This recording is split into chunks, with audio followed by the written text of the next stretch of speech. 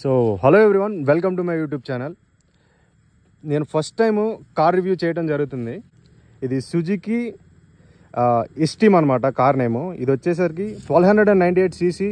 దీని maximum power వచ్చేసి 85 horse power up to 6000 RPM. And ఈ కార్ టార్క్ వచ్చేసరికి 110 Nm torque up to 4500 RPM. ఇది manual transmission. And the wheel base చూసుకుంటే ఎక్కడ ఉంది ఇది wheel base? Wheel size 175/70 13-inch wheel, steel wheel, alloy కాదు ఇది. సో ఇది వచ్చేసి కార్ ఇంజిన్ అనమాట. ఇది 4 cylinder ఇంజిన్తో వచ్చేది. ఇది కార్ వచ్చేసరికి 40 లీటర్ పెట్రోల్ కెపాసిటీ ఉన్న ట్యాంక్తో వస్తుంది. ఇది పెట్రోల్ ఇంజిన్ అనమాట, 2005 వేరియంట్.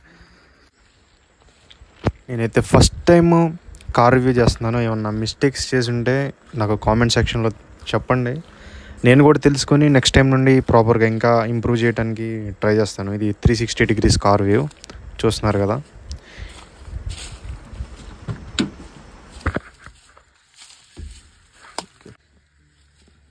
టూ 2005లో కూడా ఇలాంటి స్విచ్చెస్ అయితే ఇవ్వడం జరిగింది.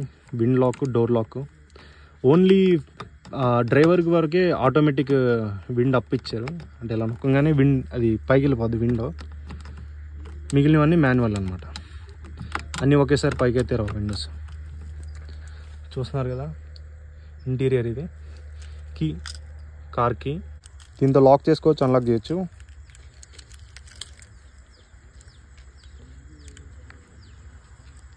ఓకే, ఒకసారి కార్ లోపల చూద్దాం రండి. చూస్తున్నారు కదా, ఇది స్టీరింగ్ వీల్, 2 spoke వీల్ ఇది. అండ్ హార్న్ ఎలా ఉందో చూద్దాం. సౌండ్,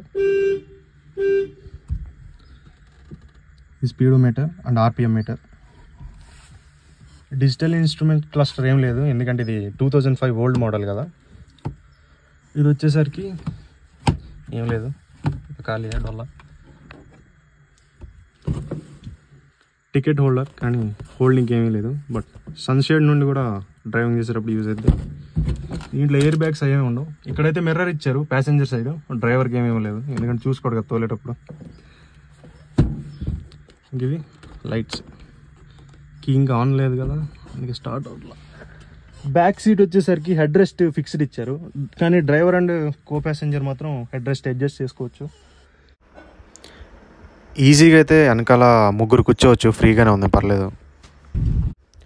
ఈ కార్ వచ్చేసరికి కంపెనీ వాళ్ళు క్లెయిమ్ చేసింది అయితే 15 అంటున్నారు, కానీ యాక్చువల్లీ కంపెనీ క్లెయిమ్ చేసిన దానికి ఆల్మోస్ట్ చాలా దగ్గరగానే ఉంది. 14 ఇస్తుందని కార్ ఓనర్ అయితే చెప్తున్నారు.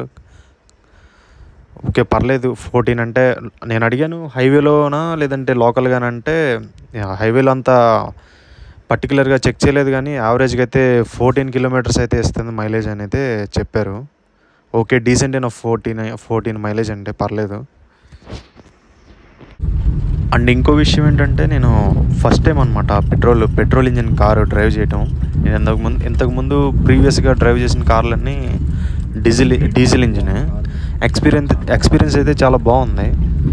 డీజిల్ ఇంజిన్కి దీనికి క్లచ్ మూమెంట్ ఏంటంటే, పెట్రోల్ ఇంజిన్కి clutch movement difference. Diesel engine half clutch release చేసినా సరే మూమెంట్ అనేది ఉంటుంది. కాకపోతే పెట్రోల్లో ఏంటంటే క్లచ్ యాక్సలరేషన్ సిమిలర్గా ఇవ్వాలన్నమాట. క్లచ్ వదులుతా యాక్సలరేషన్ ఇవ్వాలి, లేదంటే ఇంజిన్ అనేది ఆగిపోద్ది వెంటనే. నేనైతే ఫస్ట్ టైం కదా తోలటం, సడన్గా స్ట్రగుల్ అయ్యాను అనమాట తోలటానికి. బట్ ఒక్కసారి క్లచ్ మూమెంట్ తెలిసిన తర్వాత ఏ కార్ అయినా ఒకటే అలవాటు అయిపోద్ది. బాగుంది. ఇది 170 mm గ్రౌండ్ క్లియరెన్స్తో వచ్చింది కారు. అయినా సరే మేము చూస్తున్నారు కదా, నేను ఆఫ్ రోడింగ్లో డ్రైవ్ చేస్తున్నాను కారు. అయినా సరే ఎక్స్పీరియన్స్ అనేది చాలా బాగుంది. ఇన్ని గతుకులు ఉన్నా కానీ కింద తగలటం అలాగేం లేదనమాట. మొత్తం చాలా బాగుంది డ్రైవింగ్ ఎక్స్పీరియన్స్ కూడా ఆఫ్ రోడింగ్లో. కార్ ఇంట్రెస్టింగ్ ఉంది, అందుకని చెప్పి బ్లాగ్ తీయడం అయితే జరిగింది. ఇంకా తెలిసిన ఇంకోటి డాట్సన్ గో అనేది డిస్కంటిన్యూడ్ కార్. అది 2020లో డాట్సన్ గో డిస్కంటిన్యూ అయింది.